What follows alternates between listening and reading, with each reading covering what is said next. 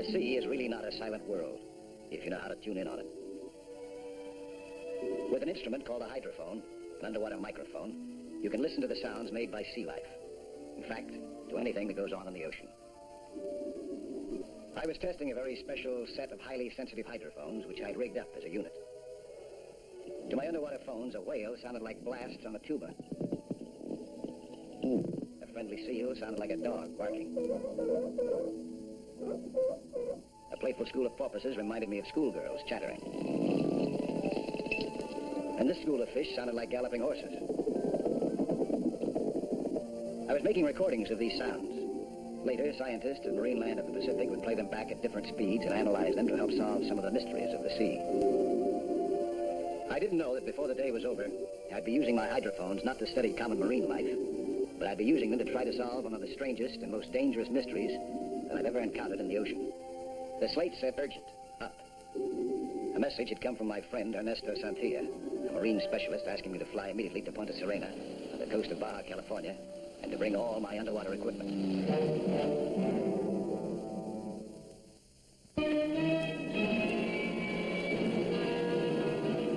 Several hours later, we were over Bahia Blanca, on the coast of Baja California. As we came in for a landing, I kept an eye out for anything unusual. I didn't see anything.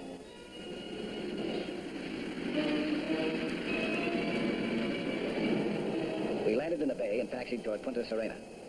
Ernesto had left a truck and instructions for me in town. An hour later, I drove up the beach into his research camp. Tanks, hydrophones, and all.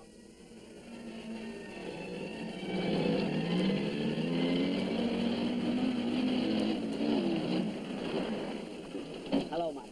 I'm glad you came. Ernesto, nice to see you again. Mike, did you see anything from the sky on your way in? Well, I saw a lot of things. I saw some whales near the bay. No. You saw nothing else unusual? No, nothing. What do you want toward the area of the channel, near the islands? No? What's wrong? Come with me. I want to show you something.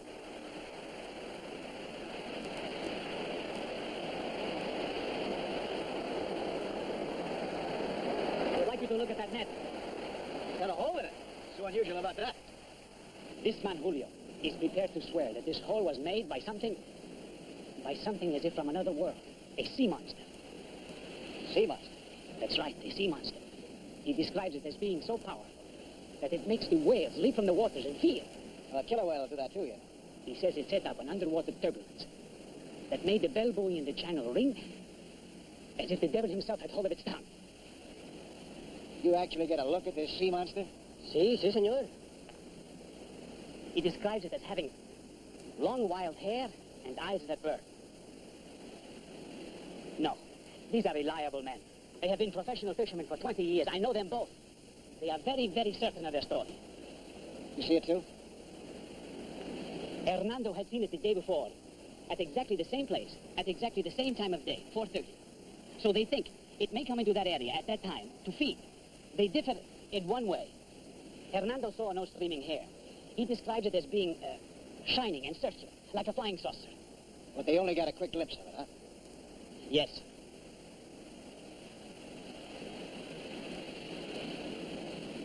These ends look like they've been cut. Yes, Mike. If it were not for this net, believe me, I too would discount the story. Do you know how much impact would be needed by whatever hit that net to snap those cords that way? More force and strength than any water creature that has lived for at least 1,000,000 years. You got the time? Oh, it's not 4:30 yet. Let's get that plane and go up and take a look, huh? I went up again in the amphibian for some aerial reconnaissance.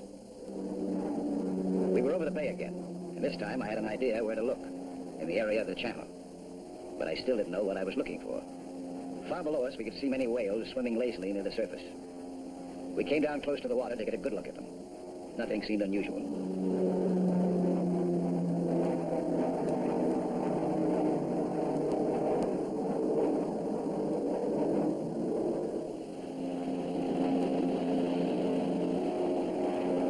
All of a sudden, a huge whale leaped out of the water as if terrified.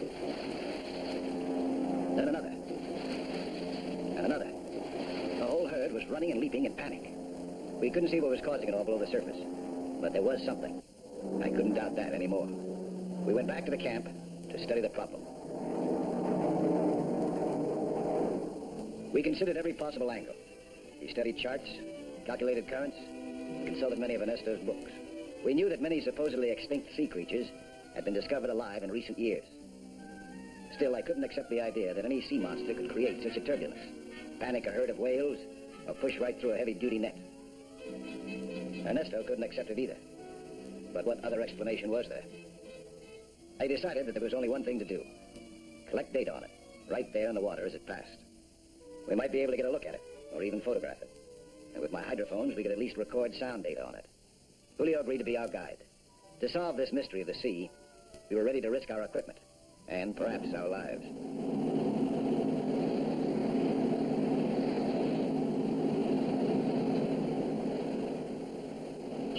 We got to the channel early the next morning. That gave us many hours to prepare, but we didn't know what we were preparing for.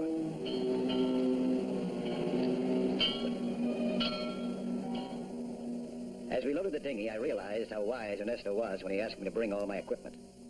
My experimental hydrophones would now be our underwater ears.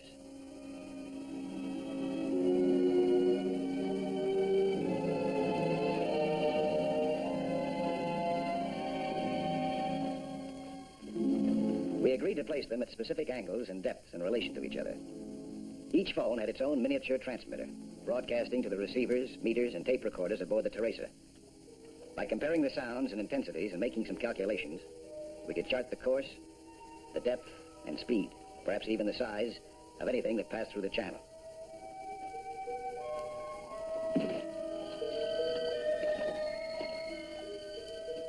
Julio rode me around in the dinghy as one by one I carefully set out the units of our underwater sound network.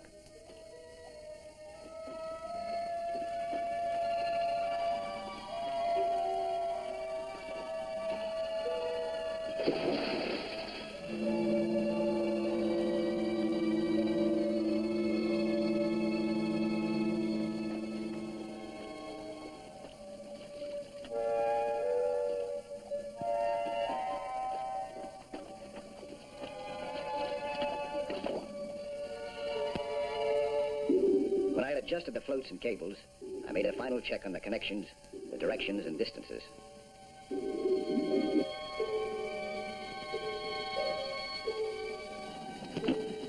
When I returned to the boat, Ernesto was already testing the system and was ready to work the controls.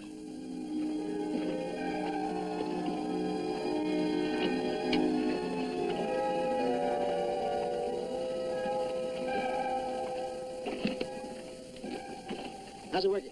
Listen. Yeah, that's fine.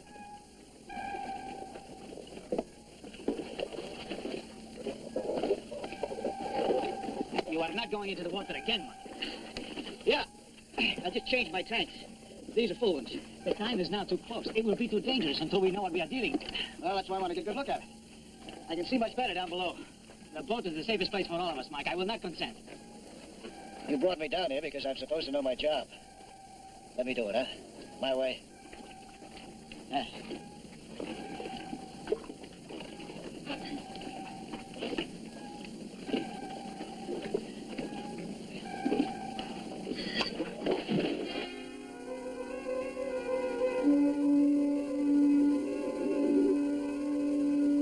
As I swam down to what I hoped would be a safe spot, I began to feel that Ernesto was right.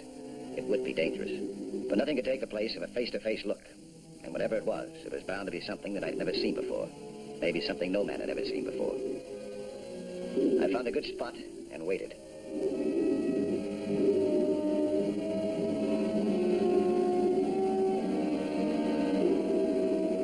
Aboard the Teresa, Ernesto and Julio waited too, as the minutes ticked by. If the pattern remained the same, it would be on top of us in a few minutes.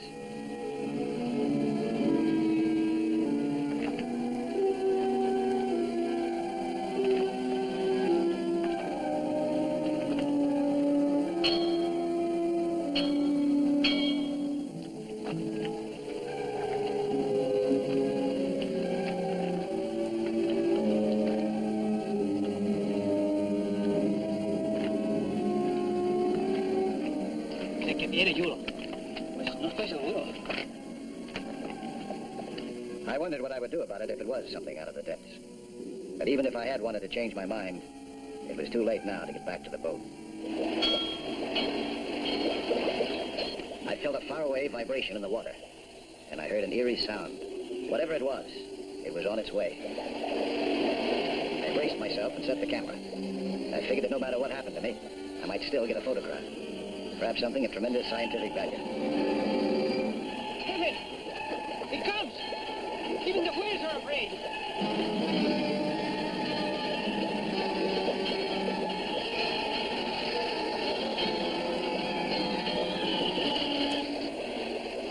The turbulence hit me like a pile of bricks. There was no fighting it.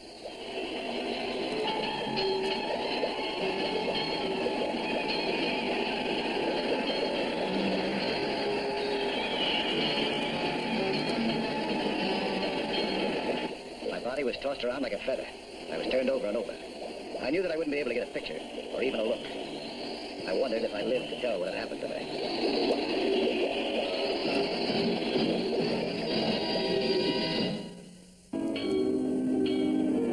I was underwater to get a look at Julio's sea monster. Instead, I was almost finished by the turbulence that it caused as it passed. And I had seen nothing. My watch told me that I had lost track of several minutes. I was lucky that I hadn't drowned. I was dazed and exhausted, but otherwise unharmed.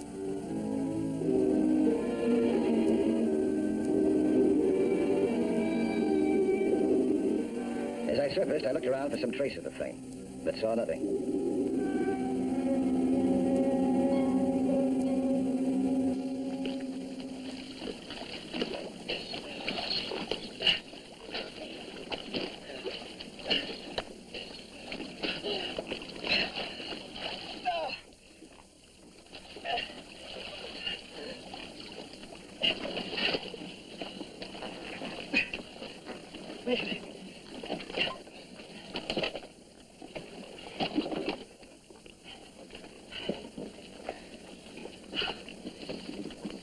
What did it?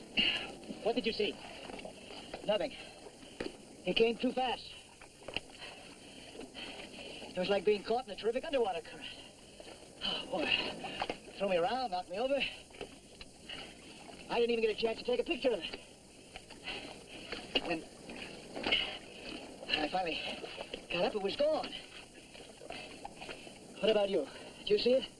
Well, we each saw something different and really did not see anything. You were right, Mike.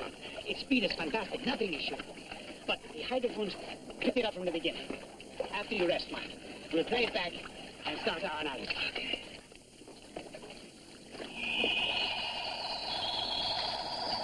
Now, compare what you just heard with our tape recording of the sound coming from hydrophone number 5. The volume here is at least 3 dB less.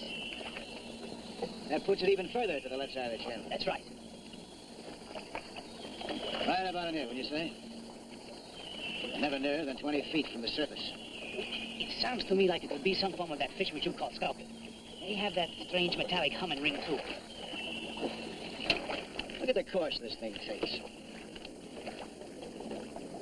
Comes straight in from the sea to the spot we've been observing it, and it makes a perfect 90-degree turn. Every time in the same place. It's a smart sea monster.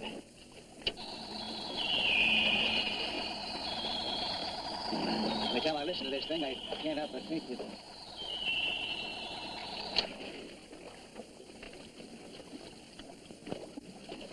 You've got at least a half a dozen reinforced nets aboard, haven't you?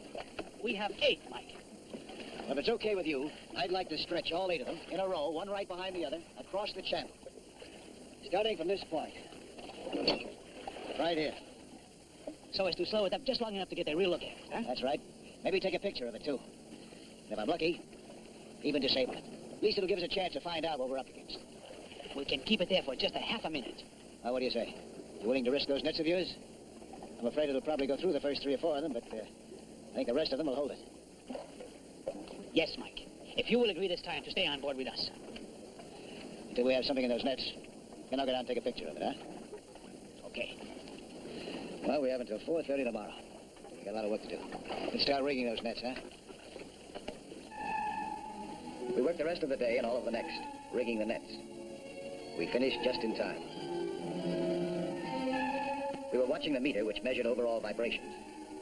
If a net was hit, the needle of the meter would jump. It was almost time.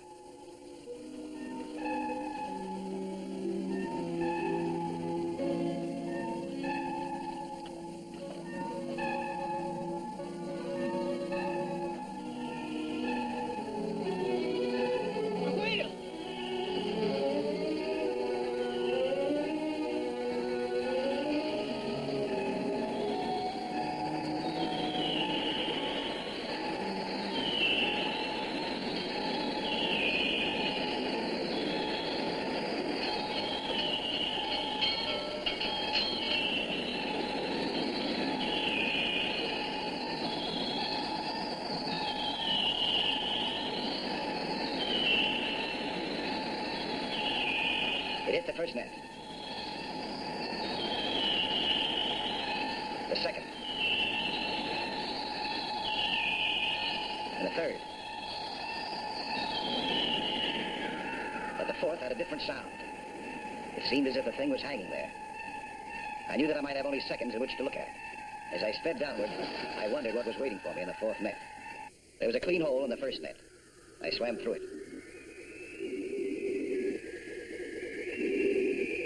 Then through the second.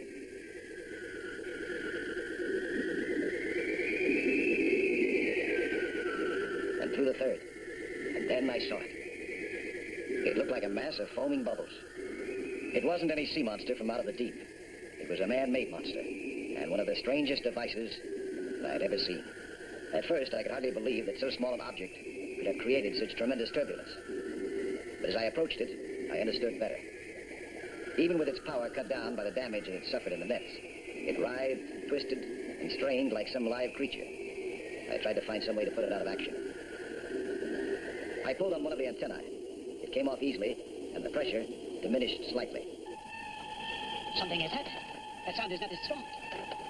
See?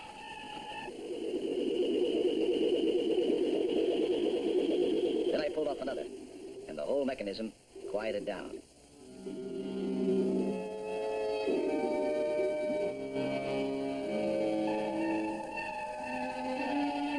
I examined it carefully to see if I could discover what propelled it, and to satisfy myself that I had really disabled it.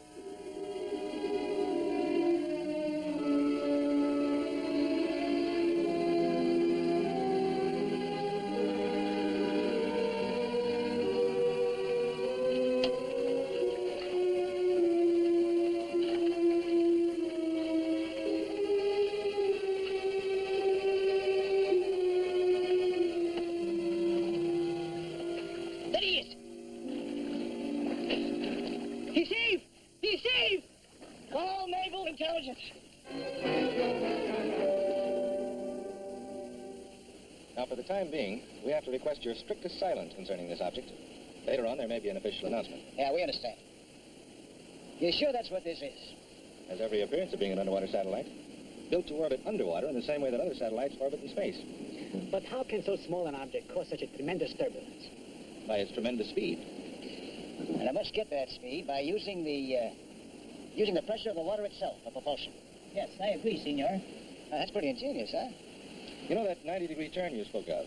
Huh? That's undoubtedly accomplished by the presence in here of an instrument which beams off these antennae and is set to automatically veer it away from any sizable solid object such as a coastline or a breakwater. But what is it doing down here in our Bahia?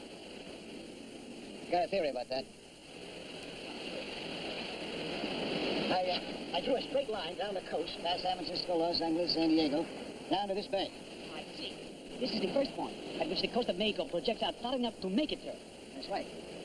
So you know that could explain some of those strange sonar alarms and signals we've been getting the last couple of days in our coastal defenses. Anything like that could cause a lot of confusion, and in the wrong hands, armed as a weapon, tremendous danger. Have you any idea where it might have come from? Well, there is no one country which has a monopoly on scientific research these days, Mr. Nelson. This could have been developed by any one of a dozen countries, large or small. But we'll know after we've examined it further, and we'll know what to do. Hey, amigo, what are the burning eyes and the long wild hair? Well, the eyes, they must have been these two light-sensitive discs. I don't know what that wild flowing hair could be. Yeah, it must have just passed through a kelp bed. That's what you saw, was kelp on there. Ah, see. You know, I don't blame you for thinking that it was something from another world. And who can say, with all that is happening today, you were so very far wrong?